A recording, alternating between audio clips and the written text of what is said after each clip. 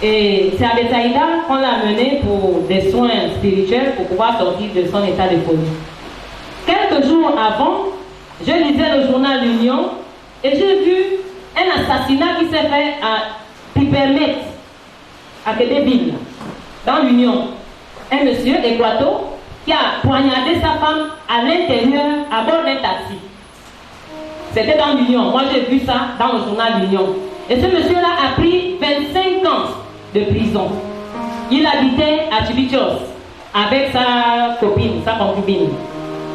J'ai lu, comme tout le monde aurait pu lire cet article. Et moi, je partais à l'église de Saïda parce qu'on nous avait demandé de suivre la petite soeur qui était malade. Donc, j'ai eu la grâce d'être parmi les autres malades qui étaient couchés à l'église. 93, je vous parle de 1993. Et parmi les malades qui étaient à l'église, il y a une dame, une femme vraiment âgée, peut-être qu'elle avait mon âge aujourd'hui, parce que moi j'étais dans la vingtaine aussi, et elle avait plein de boutons au corps, comme si elle s'était brûlée, avec l'huile chaude. Et elle était là toute mourante. J'ai demandé au pasteur Rigobert, mais celle-là là quoi, pourquoi on ne l'a pas menée à l'hôpital? Le pasteur Rigobert nous a fait comprendre qu'elle était déjà à l'hôpital, elle n'a eu qu'un jour de palu. Elle habitait à Tibichos.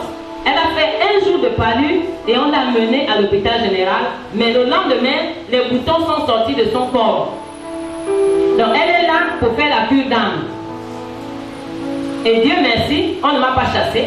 Donc j'ai écouté la cure d'âme de cette dame-là. Que s'est-il passé?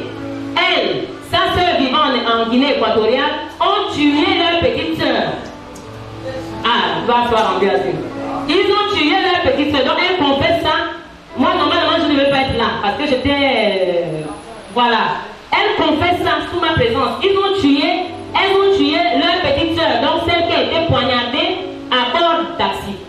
Et après avoir éliminé leur petite soeur, ils sont partis en Guinée pour la sauce. Elles ont fini de faire leur sauce sûrement, mystiquement. Et chacun a pris sa part. Sa soeur a pris la part qui lui revenait de droit en Guinée. Et elle a pris sa part avec la marmite. Donc la sauce était dans la marmite, dans son hélicoptère. C'est ce que la dame là disait sous mes yeux. Et quand elle vient arriver au niveau du Cap Esterias, ils ont été bombardés. Amen. Ils ont été bombardés. C'est quand l'hélicoptère perd le contrôle que la sauce se verse sur elle. Mais l'Union ne nous a jamais dit qu'il y a un avion qui a fait un crash au Cap. Donc pendant qu'elle était en train de confesser, c'est comme ça qu'elle a quand même pu arriver, sûrement son esprit est arrivé dans son corps, mais quand elle se réveille le lendemain matin, elle avait la fièvre, elle avait le palu. On l'a amenée à l'hôpital, le palu s'est transformé en bouton parce que l'eau chaude qu'elle a reçue dans notre plan là-bas s'est manifestée physiquement. Mais ce qui m'intéresse, c'est qu'ils ont été bombardés. Et moi, dans ma curiosité, j'ai voulu savoir qui les a bombardés parce que je n'ai pas entendu qu'il y a eu un crash au niveau du Cap. C'est comme ça qu'on apprend qu'avant d'arriver à Bethsaïda, après l'hôpital général, on l'a amené à Bethanie.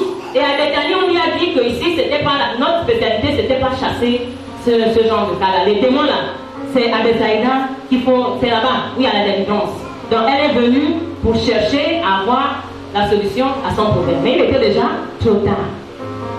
Mais elle a été bombardée. C'est par la suite qu'on apprend qu'en réalité, il y a des chrétiens qui étaient en retraite au Cap. Donc les prières qui se levaient ont bombardé cet hélicoptère. Amen.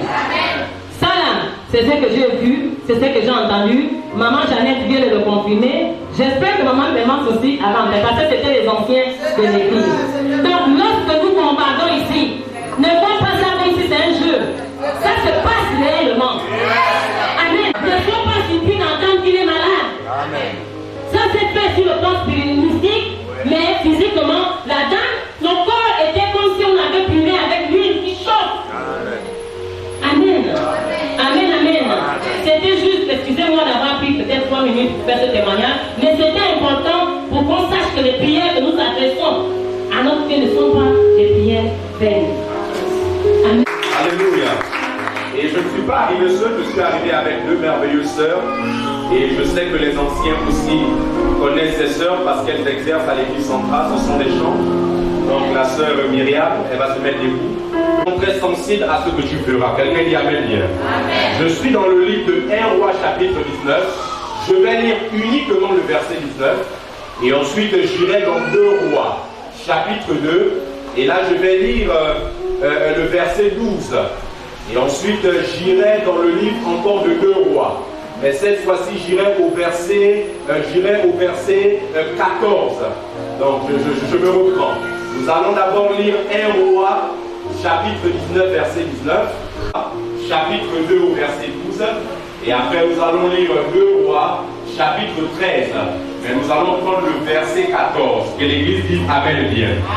Donc je fais lecture et j'aimerais qu'on se tienne debout pour ce premier texte. Parce que la Bible dit que lorsque Moïse entrait dans le temple, les chrétiens se mettaient debout, les fidèles se mettaient debout pour honorer la parole du Seigneur. Et la Bible dit ceci dans le livre de 1 Roi chapitre 19, au verset 19. Élie partit de là, et il trouva Élisée, fils de Shaphat, qui labourait.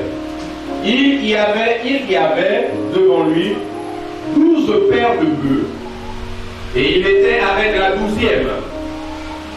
Élie s'approcha de lui et jeta sur lui le manteau. Quelqu'un dit avec moi, jeta sur lui le manteau.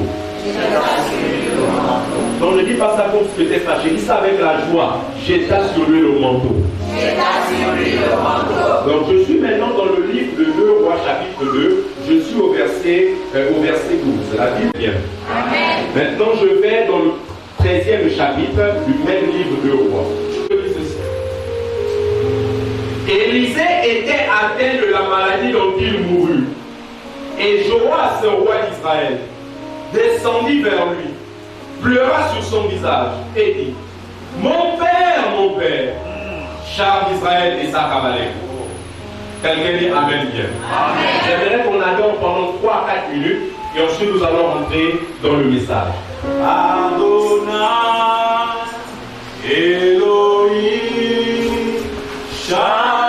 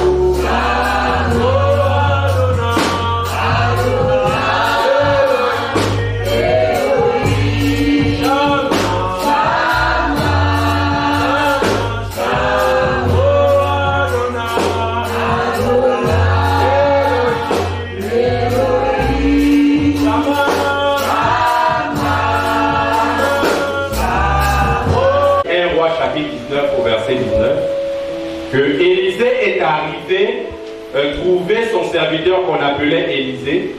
Et lorsque Élie est arrivé trouver Élisée, et en fait Élie a jeté sur Élisée le manteau. Et pourquoi Élie a jeté sur Élisée le manteau? C'est parce qu'en fait Élie avait pris la décision de renoncer au service. Et l'Éternel avait dit à Élie Comme tu es fatigué dans le service, comme tu es fatigué dans l'œuvre, je t'autorise maintenant à aller oindre quelqu'un, je t'autorise à aller choisir quelqu'un. Et cette personne sera ton successeur dans l'œuvre. Et cette personne sera ta suite dans l'œuvre. Et donc lorsque Élie arrive à trouver Élisée, il ne trouve pas un Élisée qui n'a pas d'activité. Il ne trouve pas un Élisée qui ne fait rien. Mais il trouve un Élisée qui est en train de labourer. Il trouve un Élisée qui est en train de s'occuper des bœufs. Or, en Israël, posséder un bœuf, c'est déjà un signe de richesse.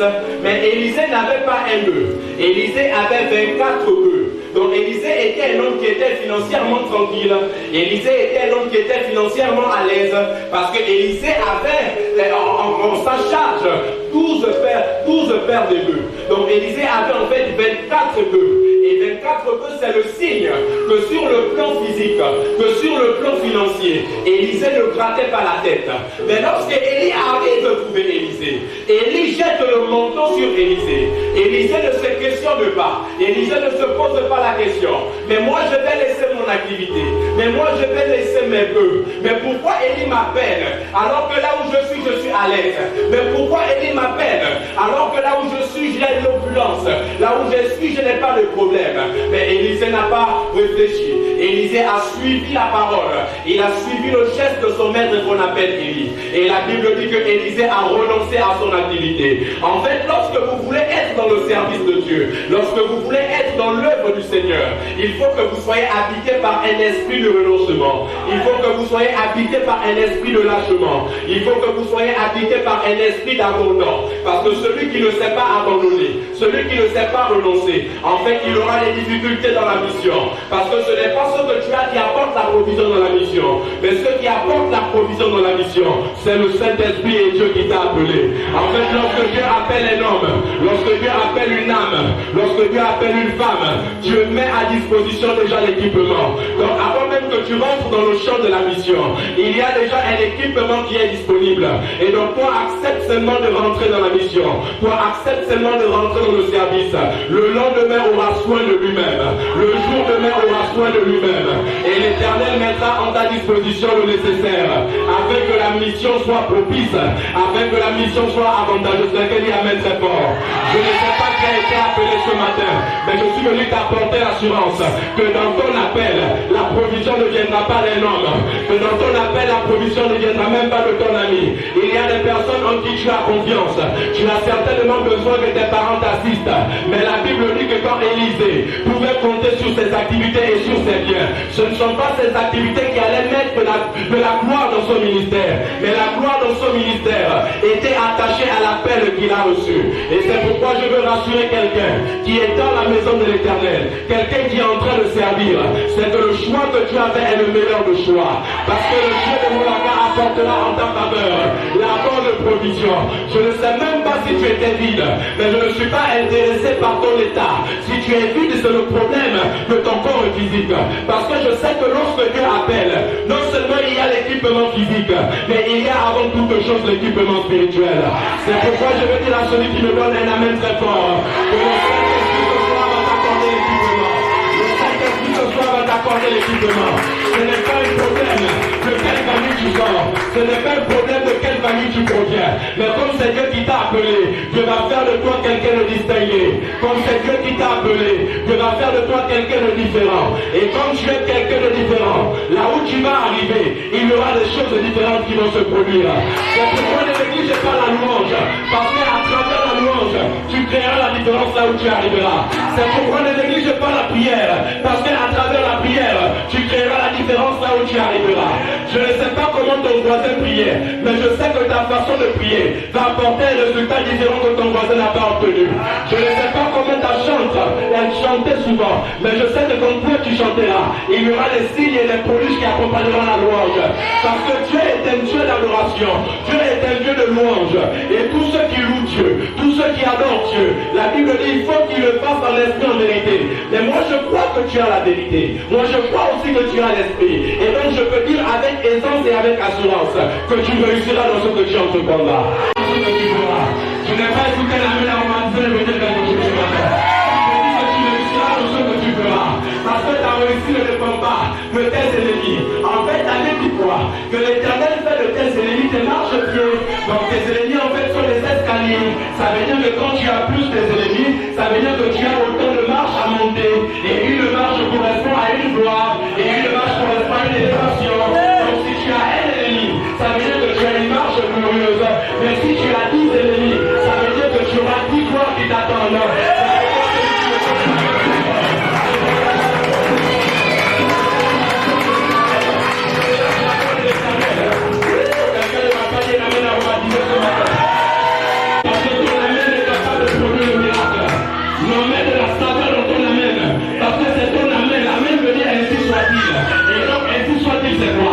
Qu'il soit ici, que tu sois prospère, et qu'il soit ici, que tu sois la paix. Alléluia. La Bible dit dans le livre de Roi chapitre 2. Et là, en fait, je vais parler de quelque chose. Peut-être je vais te fâcher pendant 2 minutes, mais après je vais arranger pendant 10 minutes. Quelqu'un y avait bien. Et la Bible en fait dit quoi? C'est l'histoire d'Élie et l'histoire d'Élisée. Je suis dans le livre de Roi. C'est vrai, je vous ai amené au verset 12. Mais comme je suis gentil, je vais vous ramener un peu au verset plus haut. En fait, que dit la Bible? La Bible dit que et l'Éternel devait enlever Élie. Et quand l'Éternel devait enlever Élie, l'Éternel dit ceci à Élie. Il dit à Élie, je t'envoie d'abord dans le lieu qu'on appelle Bethel. Et Élisée avait reçu l'information. Élisée avait reçu l'information qu'en fait son maître Élie allait partir. Et donc Élisée, comme c'était stratège, Élisée n'est pas comme les chrétiens d'aujourd'hui qui ne savent pas coller les serviteurs de l'Éternel. Élisée n'était pas comme les serviteurs d'aujourd'hui qui rentrent en concurrence avec les pères. Élisée n'était pas comme les serviteurs d'aujourd'hui, en fait, qui foulent même la gloire des pères. Mais Élisée a compris que ce type-là va être enlevé. Or, quand ce type va être enlevé, l'Éternel a dit que je serai son remplaçant. Mais si je veux être un remplaçant efficace, il faut que j'apprenne à faire les choses comme le Père faisait. Il faut que j'apprenne à être là où le Père était. Il faut que j'apprenne à me comporter comme le Père se comportait. Et c'est pour ça la Bible dit quoi? Que Élie dit à Élisée, parce qu'Élie aussi était quand même quelqu'un de bizarre. En fait, Élie n'avait pas prévu que son fils Élisée allait avoir une gloire un peu plus forte que la sienne. Et donc Élie dit quoi à Élisée? Il dit à Élisée, non mon ami, moi je m'en vais à Bethel. Mais pour aller à Bethel, je n'ai pas besoin que tu sois présent. Moi je veux aller seul là-bas à Bethel. Moi tu peux rester à Gilgal. Mais moi je vais seul à Bethel. Mais quand Élisée était intelligent, Élisée a dit à Élie, aussi longtemps que l'Éternel est vivant, mais aussi longtemps que toi aussi tu es vivant, aussi longtemps qu'il y a la vie en toi. Et bien moi je vais te brûler. En fait, il faut apprendre à être attaché au temps de Dieu. Parce que la vie est dans les temps de Dieu. Il faut apprendre à brûler les temps de Dieu. Parce que la vie est dans les temps de Dieu. Et si Élisée n'avait pas fait ça, Élisée allait être surpris négativement. Parce qu'il y a des domaines où tu n'as pas besoin de ta voix. Et je vais même embêter quelqu'un en disant qu'il y a des lieux où ta parole ne suffit pas. Mais tu as besoin de joindre à ta parole la parole de ton Père. Mais pour entendre la parole de ton Père, il faut que tu sois souvent avec ton Père. Quelqu'un dit Amen. Dis la vérité. Dis avec moi, évangéliste, dis-nous la vérité. Dis avec moi, évangéliste, dis-nous la vérité. Pourquoi Élisée a collé Élie et quand Élie devait se rendre à Bethel? En fait, Bethel signifie la maison de l'Éternel. Et donc, en fait, Élisée avait compris que si moi je veux être fort, si moi je veux être puissant, il faut en fait que j'apprenne à être investi dans la maison de l'Éternel. Et en fait, la Bible dit même, et ça c'est Isaïe qui parle de ça. Isaïe dit en fait que la maison de l'Éternel, ce ne sera pas une maison de querelle, ce ne sera pas une maison de bagarre, ce ne sera pas une maison de dispute. Mais vous appellerez la maison de l'Éternel une maison de prière. Donc en fait, Élisée était intelligent. Parce qu'Élisée avait compris que lorsque je colle Élie qui est en train de se rendre à Bethel, en fait, je vais m'investir d'un premier élément. Et l'élément dont Élisée s'est investi s'appelle la prière. Et c'est pourquoi je vais dire à quelqu'un qui veut réussir dans le service, il ne faut pas négliger la prière. Je veux dire à quelqu'un qui veut être fort dans le service, il faut que tu t'attaches à la prière. Parce que celui qui est attaché à la prière est assuré d'avoir les résultats de la personne qui a avec Dieu. Donc je n'ai pas écouté la même fort. C'est pourquoi quand le frère Kader vient ici prier, il faut que tu t'attaches à l'esprit de la prière. Parce qu'il n'y a pas des hommes forts dans le ministère. Si la prière n'est pas en eux, il n'y a pas des hommes glorieux dans la louange. Il n'y a pas la prière en eux. Il n'y a même pas des hommes forts sur le plan social. S'il n'y a pas la prière en eux. Parce que ce que ton voisin ne peut pas te donner, Et bien la prière peut t'apporter cela. J'accepte que vous priez. Et Élisée avait compris que mon père va être enlevé. Donc en fait, je vais dire quelque chose. Je vais dire quoi? Je vais dire en fait que Élie était dans la fin de la mission. Et donc Élisée avait compris que Élie était à la fin de la mission. Or, la Bible dit que la fin d'une chose vaut mieux que son commencement. Donc Élisée avait compris que ce qui fait la fin de mon père, il faut que ça commence par être mon départ. Et donc, comme la fin d'Élie passait par la prière aussi, et bien Élisée a dit, moi je vais commencer par la prière. C'est pourquoi celui qui commence par la prière est à son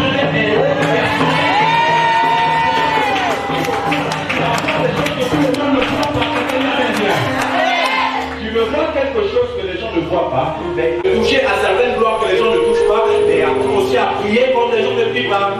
Et parce qu'en fait, la prière aussi donne la qualité ou même indique la dimension à laquelle tu as accès. Et celui qui a, et c'est pourquoi d'ailleurs la Bible dit dans le livre d'Apocalypse, et la Bible dit en fait que j'ai entendu une voix, et la voix me dit, monte ici. Mais tu ne peux pas même entendre la voix là, tu ne peux même pas être dans cette communion là, dans cette communication là, si la prière n'est pas forte en toi. Et c'est pourquoi je viens dire à tous ce matin que vous voulez être une église trop forte, vous voulez être une église trop puissante, une église dont les sorciers craignent, une église même dont les humains craignent. Il faut que la prière que vous lâchez ici soit une prière d'esprit et de vie. Il faut que la prière que vous menez ici soit une prière de vie. Parce que aussi, lorsque vous allez dans la prière, vous verrez des résultats que les autres n'ont pas pu obtenir. Quelqu'un qui a le temps. C'est la prière qui est ton assurance. Elle ne va pas dire amen bien. Elle ne va pas dire amen bien. Tu peux marcher avec quelqu'un qui parle beaucoup. Tu peux marcher avec quelqu'un qui est bizarre. Mais marche surtout avec quelqu'un qui prie beaucoup. Alléluia. Marche surtout avec quelqu'un qui prie beaucoup. Parce que respecte des hommes de prière. Et en fait, ces hommes peuvent te contaminer la vie de la prière. Et quand tu es contaminé par la vie de la prière, et bien les gens vont penser que tu es rentré même dans des séances occultes parce qu'ils vont dire mais comment il peut obtenir certaines choses.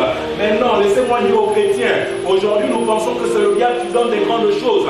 Lorsque un homme a un grand véhicule, un homme a une belle maison, lorsqu'un homme est sur le plan social stable, un homme est à l'aise, tout de suite on dit que le diable est passé par là. Mais pourquoi vous affaiblissez Dieu? Pourquoi vous affaiblissez Dieu? Notre Dieu est un Dieu de grandes choses. Ça veut dire que le Dieu que nous prions est capable de nous donner au-delà de ce que le diable donne. Encore que le diable lui ne donne même pas, lui il prête. Mais toi tu n'es même pas quelqu'un à qui on doit prêter. Parce que la Bible dit que toi tu es un propriétaire. Et si tu es un propriétaire, tout ce qui appartient à Dieu t'appartient. Et donc il suffit seulement que par la prière, tu déclenches ton mariage, que tu déclenches la vie sociale, que tu déclenches la prière, que tu déclenches l'onction. Et ces choses vont apparaître. Quelqu'un dit amen très fort. Je n'ai pas écouté la main qui me donne envie de faire la chose. La Bible dit ensuite, toujours Élie un peu bizarre, il dit après qu'il soit arrivé à Bethel, il pensait qu'Élisée n'était pas intelligent, mais Élisée était fort. Il y a quelqu'un qui était fort. Et donc quand ils ont fini à Bethel, je vous passe l'histoire de ce que les fils des prophètes ont commencé à raconter. Parce que ça, en fait, ça m'intéresse pas beaucoup. C'est que les gens peuvent raconter sur le ministère, peuvent raconter sur le ministre. Parce que aussi longtemps que l'homme a l'approbation de Dieu, les critiques ne peuvent pas arrêter.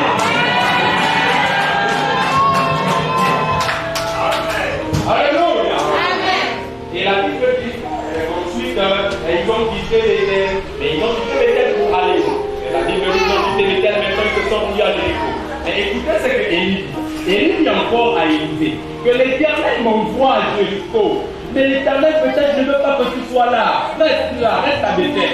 Et Élisée dit non. Aussi longtemps que l'Éternel est vivant, aussi longtemps qu'il y a la vie en toi. Alors, en fait, vous ne comprenez pas bien l'affaire de qui là. C'est-à-dire aussi longtemps qu'en toi il y a l'onction, je m'agripperai à toi. Aussi longtemps qu'il y a la vie, il y a l'onction dans le ministère du pasteur Cédric.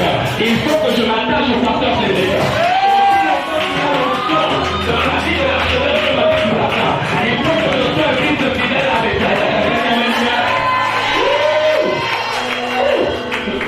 Parce que tant qu'il y a l'onction en lui, ça veut dire que moi je fais ce fils, ce n'est pas ça le problème. Je serai en fait auprès de lui comme un duo. Lui il a l'onction, mais comme je suis attaché à lui, son onction est obligée de me contaminer. Son onction est obligée de m'alimenter. Donc l'onction de Bethsaïda alimente la vie de prière.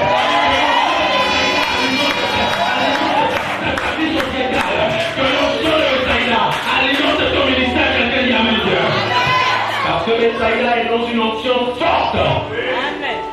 Deutéronome, chapitre 34, donc le dernier livre de Deutéronome, lorsque vous prenez le verset 3, donc vous descendez même au verset 4, la Bible dit que l'Éternel fit monter Moïse sur le mont Nebo.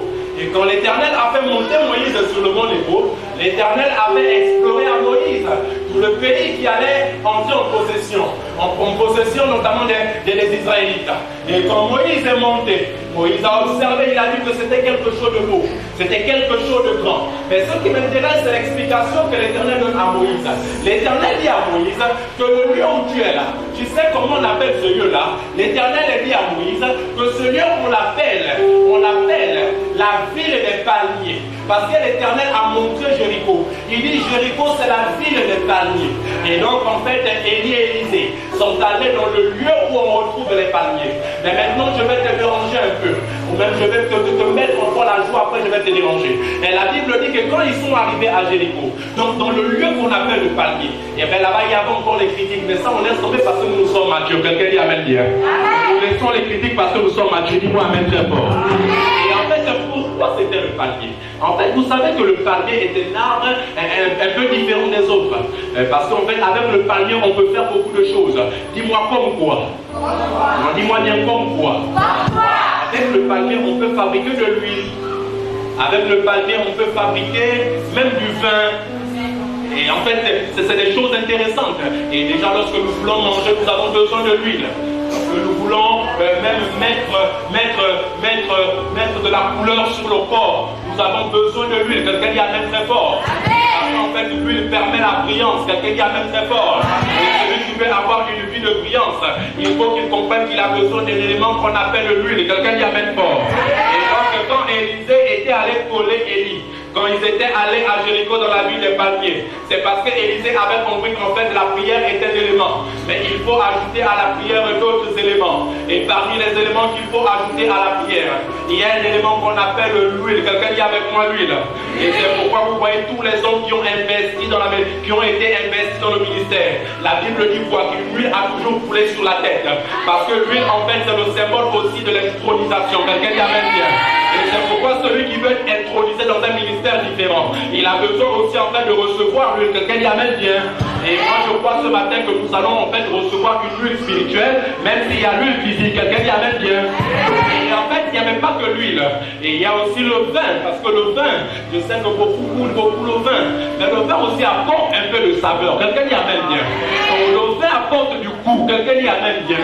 Le vin apporte de la joie aussi. Quelqu'un dit amen bien.